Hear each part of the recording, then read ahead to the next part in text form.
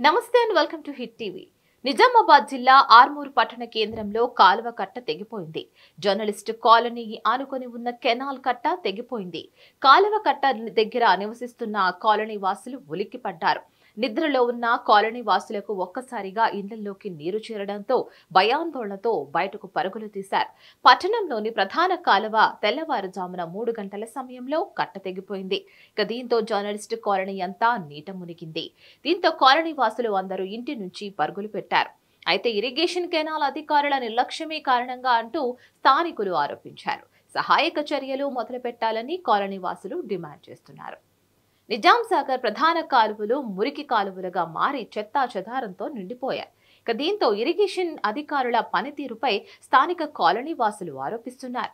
Nizam Sagar project అధికారులు కాలువల ద్వారా నీటిని విడుదల చేసి ప్రజలకు త్రాగునీరు అందించి రైతులకు సాగునీరు అందించారు.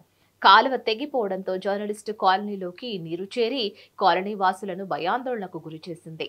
నీటి ప్రవాహం ఉధృతంగా ప్రవహించడంతో విద్యుత్ స్తంభాలు నేలకూలడంతో పాటు విద్యుత్ సరఫరా కూడా నిలిచిపోయింది.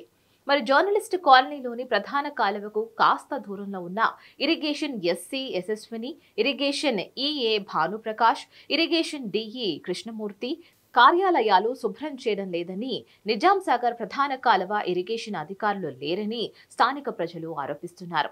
స్థానిక అధికారులు వెంటనే సహాయక చర్యలు చేపట్టాలని జర్నలిస్టు కాలనీ వాసులు కోరుతున్నారు. ఆర్మూర్ ప్రాంతంలోని ఇరిగేషన్ అధికారులు మరి దీనిపై ఎలా స్పందిస్తారు అనేది ప్రశ్నార్థకంగా మారింది. తెల్లవారుజామున 3 గంటలకు కెనాల్ కట్ట తెగినా ఇప్పటి వరకు ఇరిగేషన్ అధికారులు స్పందించలేదని కాలనీ వాసులు ఆరోపిస్తున్నారు. మరి దీనిపై మరిన్ని అప్డేట్స్ కోసం చూస్తూనే ఉండండి హిట్ టీవీ. సమస్య లేని ఇల్లు ఉండదు, పరిష్కారం లేని సమస్య ఉండదు. బంధాలు గొప్పవి, బాధలు చిన్నవి. మీ సమస్యని మేము పరిష్కరిస్తాం. రండి మాట్లాడుకుందాం.